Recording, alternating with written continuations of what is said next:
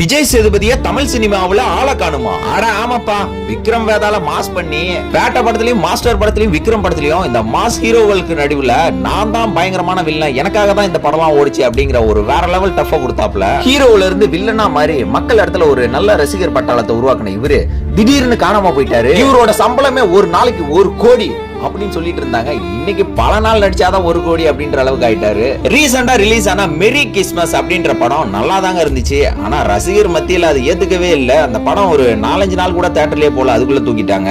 Tamil சினிமாவுல ஃபேன்ஸை create பண்ணணும்னா ஒன்னு ஹீரோவா பண்ணணும், இல்ல காமெடியனா பண்ணணும், இல்ல வில்லனா பண்ணிக்கிட்டு போக்கிட்டே இருக்கணும். அப்பதான் மக்கள் மத்தியில நல்ல ஒரு வரவேற்பை பிடிக்க முடியும். விஜய் சேதுபதி ஹீரோவா பண்ண படங்களை விட வில்லனா பண்ண படம் தான் எனக்கு ரொம்ப பிடிக்கும் அப்படின்னு நீங்க சொல்றீங்களா? உங்களோட கமெண்ட் பாக்ஸ்ல பதிவு பண்ணிட்டு போங்க.